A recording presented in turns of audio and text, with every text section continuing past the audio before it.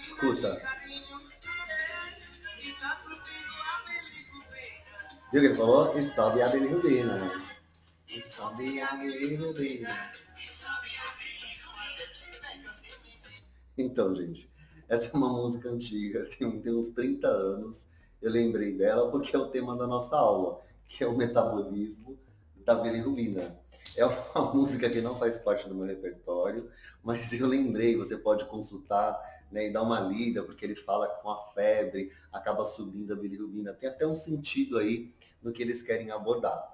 Quem canta é Juan Luiz Guerra, se chama A Bilirrubina. Tem em inglês, desculpa, em espanhol e fizeram uma versão divertidíssima em português. Depois você consulta isso. Enfim, o nosso assunto então da aula é o metabolismo da bilirrubina. Esse metabolismo é muito interessante porque ele vai ser um marcador das funções hepáticas. Então agora a gente vai conversar sobre diferentes tipos de marcadores que são pertinentes à avaliação de um bom funcionamento do fígado, né? E essa história toda começa lá na medula óssea, então a gente tem que falar da origem dessa molécula, né, a bilirrubina, e depois a gente vai trabalhar no segundo vídeo mais molecularmente o que acontece para a formação da bilirrubina e como ela é observada laboratorialmente e o que ela vai nos dizer esses resultados. Então vamos primeiro dizer a origem desse vídeo, e no segundo vídeo a gente fala molecularmente o que acontece ali nessa formação, certo? Então vamos lembrar que a célula que vai conter a molécula que vai ser precursora da bilirrubina é o eritrócito. O eritrócito, ele carrega dentro dele, né, a hemoglobina. E olha que interessante, a hemoglobina que vai ser precursora para formar a bilirrubina. Então, a bilirrubina, a história toda começa lá na medula óssea. Então, na medula óssea, nós já conversamos nas primeiras aulas sobre a eritropoese. A eritropoese é o processo de maturação dos eritrócitos, em que gradativamente uma célula-tronco que sofre um estímulo, ela passa a se diferenciar no eritrócito. Lembre-se que ela pode formar outras células e até plaquetas, como os leucócitos, né, os diferentes tipos de leucócitos. Uma vez que a eritropoetina, que veio lá dos rins, forma o hormônio, né, e esse hormônio chega até a medula óssea para o estímulo de formação de eritrócitos, essa célula-tronco se diferencia gradativamente, tendo seu processo de maturação, e vai produzindo hemoglobina. Uma vez que essa célula atingiu seu processo de maturação, ela cai na corrente sanguínea e assim nasce o eritrócito, as hemácias. O eritrócito, dentro dele, então, está contido milhares de moléculas de hemoglobina, e elas vão ter o papel no transporte de oxigênio. Esta célula vai viver o seu período, de mais ou menos 120 dias. Quando ela entrar próximo desse período, então, por exposição endotélio, em que essa célula acaba batendo em algumas enzimas, há uma mudança no glicocálice. Esses carboidratos das glicoproteínas desse glicocálice, que são retirados, acabam expondo outros tipos de carboidratos, né, como galactose. Então, uma maior exposição de galactose nas glicoproteínas dos eritrócitos acabam por dar uma identidade de célula mais velha. E, por consequência, ela acaba sendo reconhecida por células que vão retirar ela da circulação. E isso acontece especialmente no baço. O baço, então, é responsável por capturar essas células, né, e destruí-las depois desse período de mais ou menos 120 dias. O fígado também consegue fazer isso, não é tanto a especialidade dele, mas ele também pode fazer isso. Então, olha só, essa célula que viveu esses 120 dias, que tem outras abordagens, e nós já conversamos na questão até do diabetes, em que a hemoglobina, quando nós queremos verificar as glicações de proteínas, elas têm um papel interessante nesse ponto laboratorial. Então, a gente consegue ver um histórico de glicações, como já conversamos. Aqui, depois que essa célula é destruída, nós temos uma molécula que a hemoglobina vai passar por um processo de transformação até que nós chegamos à bilirrubina. Então, veja só.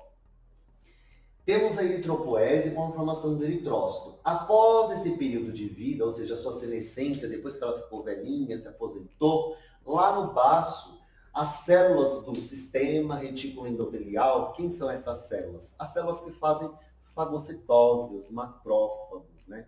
Então, eles reconhecem que essa célula tem uma exposição maior de galactose nas suas glicoproteínas de membrana e fala, ó, você está velha, vou fagocitar você, porque o seu período de vida já deu e agora você vai ser destruída. Então, os macrófagos, eles fagocitam células velhas, né? No caso, os eritrócitos. E essa fagocitose, né, forma um endossomo, e ali enzimas proteolíticas começam a degradar, né, destruir todas as estruturas. Em especial, nós temos a destruição da hemoglobina. E lembrando que a hemoglobina, a molécula quando é formada lá na medula óssea, ela é uma proteína quaternária, feita por 4 terciárias. E se a gente recordar, essas proteínas, né, terciárias são chamadas de globinas. As globinas, em especial a hemoglobina do tipo A, lembrando que nós temos diferentes tipos de hemoglobina. Hemoglobina A, hemoglobina A2, hemoglobina fetal. O que vai diferenciar uma da outra é o tipo de composição de globina, que nós temos globinas do tipo alfa, globinas do tipo beta, do tipo delta, e conforme essa composição de globinas, a gente dá um nome aos tipos de hemoglobina. Hemoglobina do tipo A, hemoglobina do tipo A2 e hemoglobina fetal, por exemplo. Então, essas estruturas globinas, no seu processo de formação lá na medula, elas têm uma inserção pós-traducional. O que quer dizer isso? Após a tradução da globina, é inserido um anel, né, um grupo M, um anel pirrólico. Então, há uma modificação pós-traducional pela inserção do grupo M. Por isso que ela se chama hemoglobina, então, hemoglobina. Essas estruturas, então, no seu processo de degradação aqui dentro, né, depois que o endossomo foi formado, tem o lisossomo, né, e aí essa estrutura é toda degradada. A proteína, então, a globina e o grupo M, também são degradados. E daí, por um processo de oxidação, nós temos a formação da bilirrubina que é liberada na corrente sanguínea. E a bilirrubina ela é insolúvel. Sendo insolúvel, ela se liga para poder ser carreada na circulação. Ela se liga à albumina e ela vai até o fígado, onde ela vai sofrer um outro processo de metabolismo, que nós vamos conversar no segundo vídeo. Nesse vídeo, vamos só entender de onde vem a bilirrubina. Então, o eritrócito pode seguir basicamente 2 caminhos. Ou ele entra em senescência, ou seja, ele vive o seu período de vida, mais ou menos 120 dias, e lá no baço, em especial, ele vai ser degradado, né, vai ser fagocitado, e depois temos como produto dali a bilirrubina sendo liberada. Esse é um ponto. O segundo ponto, o eritrócito, a hemácia, se ela não entrar em senescência, desculpa, ela pode entrar em hemólise, ela pode sofrer, desculpa, hemólise. E o que quer dizer isso? Uma destruição. Então ela pode ser destruída. Mas como ela pode ser destruída? De diversos mecanismos. Pode ser de consequências hereditárias, de doenças hereditárias, como por exemplo, as hemoglobinopatias, como a gente já conversou, anemia falciforme, talassemia, deficiência de G6PD. Então a gente tem possibilidades de fundo genético, né, chamadas de hemoglobinopatias. Não só essas, mas como outros tipos de alterações que levam à lise e à destruição do eritrócito. Nós temos infecções parasitárias, virais, que podem degradar também os eritrócitos. Ação mecânica, hemorragias, nós temos lesões. Então, há diversos mecanismos que podem levar à hemólise do eritrócito. E se o eritrócito teve uma hemólise, então ele não teve aquele caminho planejado, que seria no baço, em especial, ser fagocitado no seu período de senescência, né, de velhice. Então ele pode ser destruído precocemente. Isso acontece. Então, quando há uma hemólise, uma condição gera uma hemólise, aí nós temos um segundo caminho para a formação de bilirrubina. Então há intercorrências que vão ocorrer nesse processo, certo? Então, olha só. eritrócito, ou ele vai para a senescência, a hemácia é degradada, a hemoglobina é degradada, e da hemoglobina degradada a gente tem a formação da bilirrubina, que vai seguir ligada à albumina até o fígado. Se ela não sofreu a destruição por senescência, ela pode ter sofrido uma hemólise, uma destruição por reação até imunológica, né? Então existe essa possibilidade também. Essa célula sendo destruída, a gente tem a liberação de todas as hemoglobinas na corrente, né? No local onde aconteceu esse processo de hemólise, né? E aí a gente tem a liberação da hemoglobina, lembrando que a hemoglobina, né, em especial a hemoglobina A, é composta por cadeias alfas, cadeias betas, e dentro dessas cadeias nós temos o grupo M, que está lá inserido, esse anel, né, anel pirrólico inserido dentro das globinas. Então, com a hemólise, libera-se tudo. E o grupo M, né, a hemoglobina, o grupo M, ela é uma molécula muito reativa, porque ela pode provocar um estresse oxidativo pela presença do ferro. E o ferro, ele acaba reagindo com o meio, e isso pode ser problemático para o nosso organismo, porque dentro da célula ele tinha uma proteção, uma estabilidade, porque ele tinha o papel de se ligar com o oxigênio, então ali ele estava seguro. Agora, essa molécula se libera na corrente sanguínea, pensando numa quantidade considerável, isso pode ser tóxico, isso pode ser danoso e levar à injúria, principalmente dos rins. Nós temos injúria renal por uma hemólise que pode ser crônica, né? Ou que vem de uma hemólise aguda, e a gente tem como perceber isso pela toxicidade que essa molécula tem. Então, olha só, uma vez que é liberada pela hemólise a hemoglobina, ela pode sofrer uma degradação, né? Essa degradação pode quebrar a estrutura que é quaternária e liberar ela, continuar em quaternária, mas em dímeros. Separar a alfa e a beta. Então a gente tem a separação. Ou pior, a gente pode ter a separação do grupo M. Ele pode sair da molécula e a gente tem o grupo M ali solto. Isso também é um problema, porque a gente tem o ferro que é reativo, né? É muito reativo, assim como a gente tem esses dímeros que são liberados da hemoglobina, que também são reativos. Como a natureza é sábia, ela pensou numa forma de evitar esse problema da liberação da hemoglobina de forma não planejada. Porque aqui a gente tem um mecanismo pelos macrófagos de resolver essa situação. Pode perceber que a hemoglobina ficou toda aqui dentro, né? Todo esse processo foi controlado. E aí houve a liberação da bilirrubina, que também é tóxica. Porém, ela tem um caminho já direcionado com a albumina até o fígado, onde isso vai ser resolvido.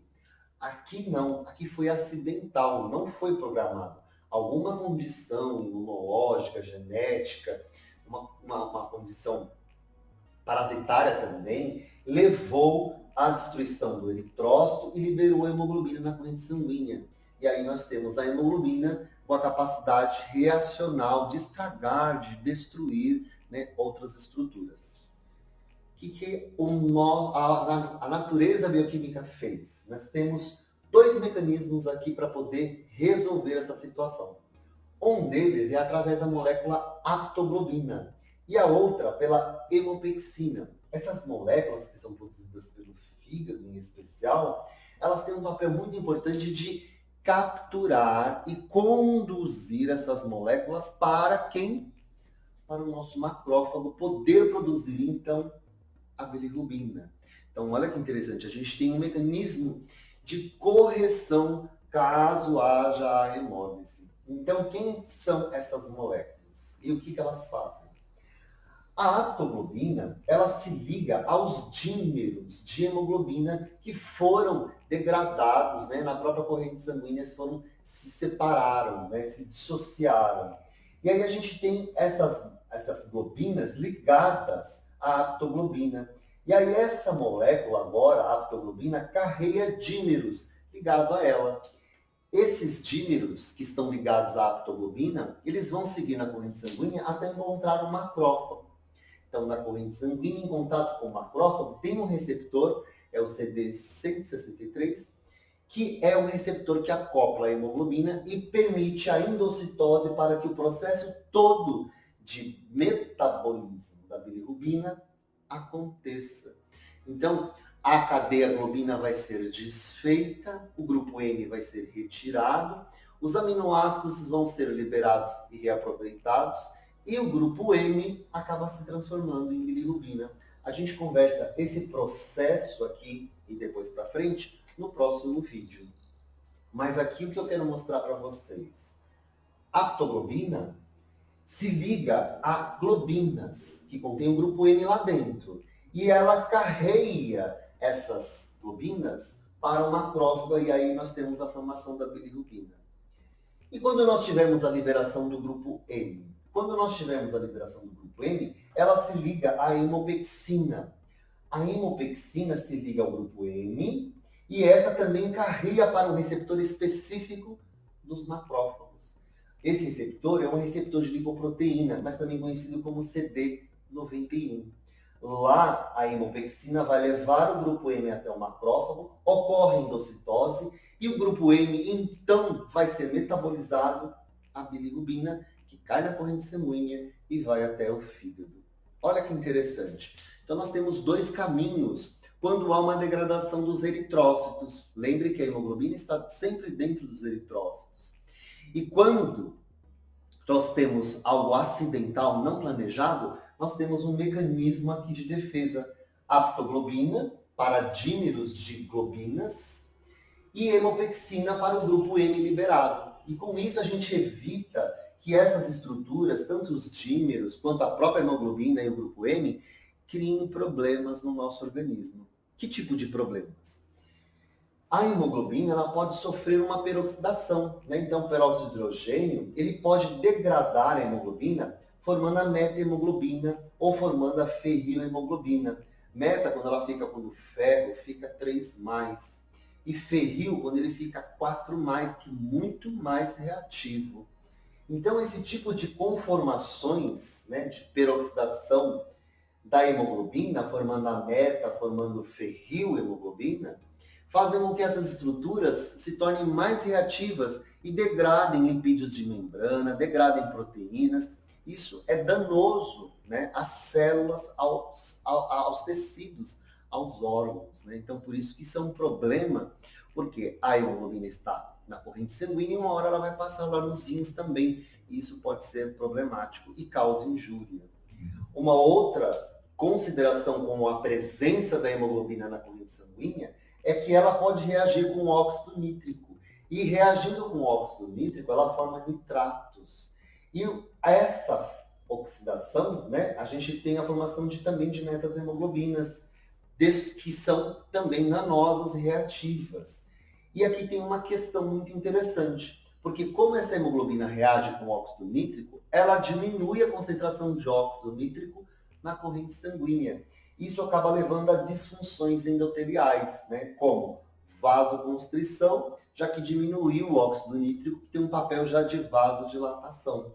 Leva a estresse oxidativo, né, pela presença da hemoglobina oxidada, né, e isso acaba tudo gerando um processo inflamatório por outros danos também que são celulares. Então, olha que interessante. A hemoglobina na corrente sanguínea, ela é problemática, por isso que ela não está lá, ela está inserida dentro de uma célula. E quando acontece a sua liberação não planejada, como uma hemólise, a gente tem possibilidades de danos celulares e moleculares aqui pela presença dela liberada. E o que o nosso organismo faz para se defender disso? Aptoglobina e hemopexina. A aptoglobina e a hemopexina vão capturar essas estruturas e conduzir para o seu local adequado para que elas sejam transformadas, no caso, o grupo M, porque a globina não é reativa. O problema não é a parte proteica, o problema é o grupo M. Vai modificar esse grupo M no seu metabolismo, formando a bilirrubina, que segue ligada à albumina, né, que ela é insolúvel, ela passa a ser ligada à albumina, ela passa a ser conduzida até o fígado. E lá ela vai sofrer outro processo metabólico que a gente conversa no segundo vídeo, como eu disse. Vamos só recapitular e falar, né, dois pontos, um ponto bem interessante aqui. Então, o eritrócito pode seguir por senescência a sua destruição até a formação de bilirrubina. Ou o eritrócito, numa hemólise não planejada, isso aqui não é planejado, pode liberar hemoglobina, grupos M e dímeros. E essas estruturas são reativas, sofrem oxidação, que podem ser danosas aos tecidos da nova estrutura formada, como o grupo ferril, grupo meta. E essas estruturas danificam o nosso organismo, né, com a quantidade, dependendo do tipo de hemólise que aconteceu. E aí, olha que interessante. A aptoglobina, já que ela se liga a esses dímeros, ela é um excelente marcador para verificarmos hemólise. Olha só que ponto interessante. Enquanto que a bilirrubina é um indicador de metabolismo do eritrócito, a aptoglobina, ela é um indicador da presença de hemólise. Por quê? Aí você fala assim, como que eu vou conseguir perceber isso?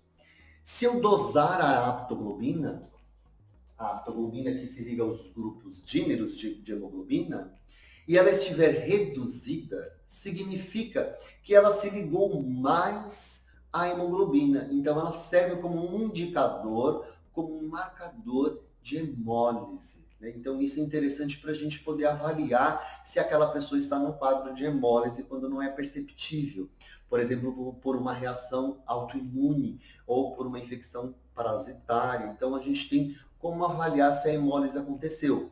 Claro que a gente não utiliza só esse parâmetro. A gente pode verificar no hemograma. A gente já sabe que a hemoglobina é um marcador de anemia e ela pode diminuir. Então, a gente tem outros parâmetros para observar, né? Claro, com a clínica também, que ali temos a condição de uma hemólise, que é importante a gente perceber e poder reparar, né, a tempo, né, porque isso implica na vida da pessoa. Então, a aptoglobina, ela é um importante marcador para a hemólise aguda. Então, ele é muito importante nisso. Aqui cabe lembrar, já que ela é produzida no fígado, né, que lesões no fígado podem diminuir a produção de aptoglobina. Então, pense que existem interferentes nessa dosagem de aptoglobina também. Né? Então, a aptoglobina pode estar diminuída, né, em hepatopatias, né, em danos hepáticos. Mas a aptoglobina, quando diminuída de uma forma em que você consiga perceber por outros exames e clínica, ela serve como indicador de hemólise aguda. O que já não acontece com a hemopexina, porque ela não se mostra alterada nas hemólises agudas. Então, o melhor marcador para isso é a aptoglobina. É interessante também observar que a sua reposição, depois que ela diminuiu, porque ela se ligou na hemólise com os dímeros, a volta normal dessa concentração demora alguns dias, não é de uma hora para outra. Então, não pense que assim que você corrigiu a hemólise para o hemólise, a aptoglobina vai voltar ao normal. Não, ela voltará ao longo do tempo. Outro fato importante é que nós temos hemólise, né, que são crônicas por algumas doenças e condições genéticas, né, como até, por exemplo, a presença de válvula cardíaca, válvulas mecânicas. E isso pode levar a uma hemólise gradativa. E aí você não tem uma alteração de imediato dessa aptoglobina. E aqui vale a gente poder dosar a aptoglobina de forma seriada, né, ao longo dos dias, porque assim a gente consegue perceber se ela está decaindo, e aí você consegue perceber precocemente que há uma hemólise acontecendo nessa pessoa, nesse paciente. Então, olha que interessante, nós temos abordagens aqui para verificar a presença de hemólise. A aptoglobina é um bom indicador. Como eu disse, a hemopexina não é um bom indicador porque ela não sofre alteração de imediato quando nós temos uma hemólise aguda, né, que é o pungente atual, né? E já com a aptoglobina a gente consegue perceber isso. Esse excelente marcador de hemólise aguda, a gente pode utilizar a aptoglobina. Lembrando que depois da metabolização, tanto dos dímeros quanto do grupo M, nós temos a formação da bilirrubina. E aí vai vir no outro vídeo, a gente vai conversar do quê? E quando some a bilirrubina? Vejam o vídeo 2, que se quiserem pode buscar na internet o cantor lá, que eu esqueci, o Juan, né, que fala da bilirrubina, tá? Na próxima abordagem, vocês vão ter com detalhes esse pacto molecular e o que acontece com a bilirrubina lá no fígado, tá certo?